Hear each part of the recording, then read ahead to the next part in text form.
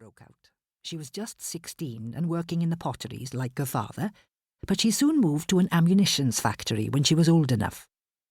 She struggled by and, ever so occasionally, scraped together enough money to have a little night out as a treat. I've always admired the way she looked after herself during that time. She always said that with hard work, you could get to where you wanted to be, regardless of your background or where you come from.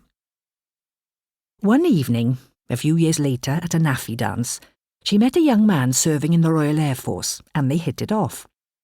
He was about to be stationed in Egypt, but they started writing letters to each other, and somewhere along the line, they became boyfriend and girlfriend. Dad couldn't bear his girl struggling on her own, but his mum, my grandmother, was a bit more resistant. She wanted him to marry a Welsh girl.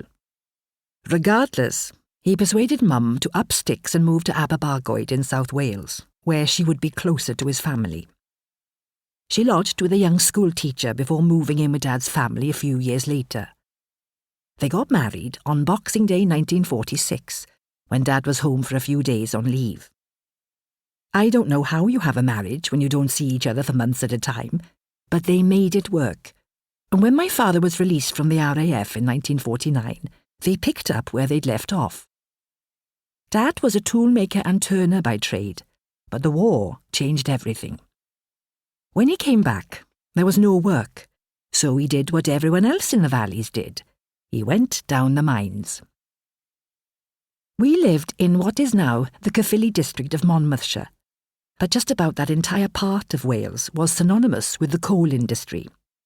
It's what had fueled the Industrial Revolution, and by the 1940s it was still as important as ever, especially to the local area.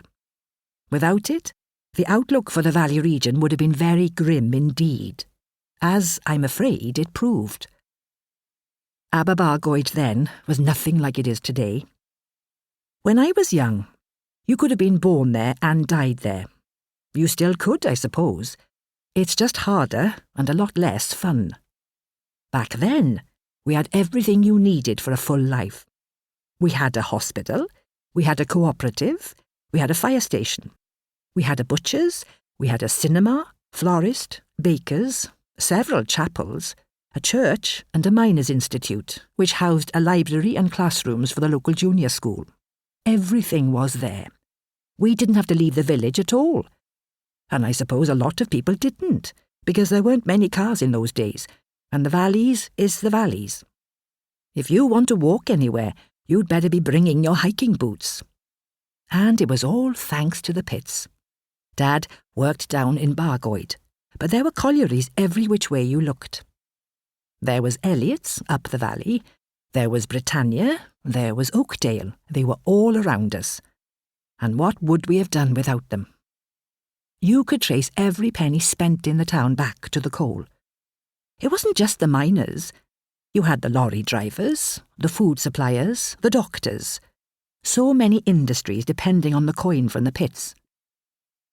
My father was the eldest in his family. His money came from digging, the same as his youngest brother. But the two in the middle were electricians and milkmen, whose biggest employers were, you guessed it, the collieries.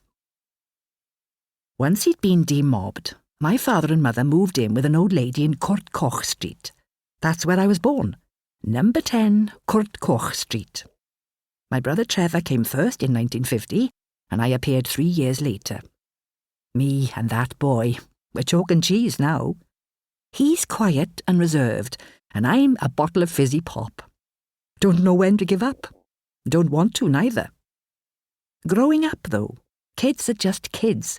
You just get on with things. When I was 6 months old, we moved to a self-contained ground floor flat at 141 Commercial Street.